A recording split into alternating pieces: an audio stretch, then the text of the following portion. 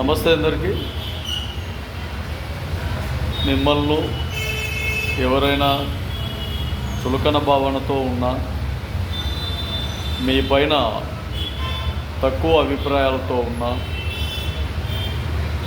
మీరు పలకరించాలని ఆప్యాయతతో పలకరించిన వాళ్ళు పలుకకపోతే,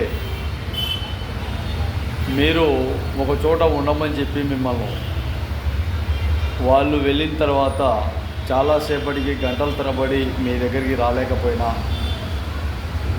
మిమ్మల్ని వేచి ఉంచి వస్తాను అంటున్నా, మీ బంధువర్గంలో కానీ, మీ స్నేహితుల్లో కానీ, మహిళలు కానీ, ఇంకొకరు కానీ, పిల్లలు కానీ, ఎవరైనా కానీ మీ పైన తక్కువ ఆలోచన చేస్తున్నారు అంటే మీ దగ్గర డబ్బు లేదని అర్థం,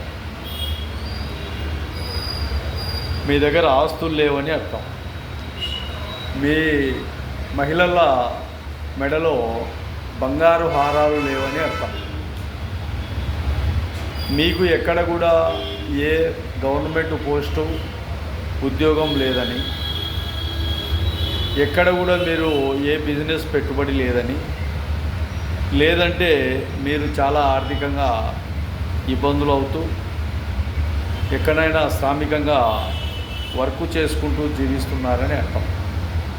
కాబట్టి ఇలాంటి వ్యక్తులు ఎవరైతే చులకన భావనతో ఉన్నారో బాగా గుర్తుపెట్టుకోండి. వాళ్ళకంటే రెట్టింపుగా మీరు ఎదిగే విధంగా, వాళ్ళకంటే రెట్టింపుగా మీ పలుకుబడి ఉండే విధంగా మీ ప్రణాళికలు, మీ ఆలోచన విధానాలు, మీ చదువు సంధ్యలు, మీ ఉన్నత విధానాలతో ముందుకు వెళ్ళే విధంగా మీ శక్తిని ఉపయోగించండి.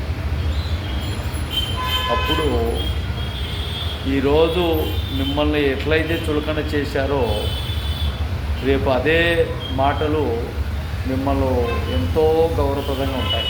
కానీ గౌరవప్రదం కాదు కావాల్సింది, వ్యక్తుల నడవడిక, వ్యక్తుల ఆలోచన విధానాలు ప్రజాస్వామ్యంలో ఏ విధంగా ఉన్నాయో బాగా గమనించండి.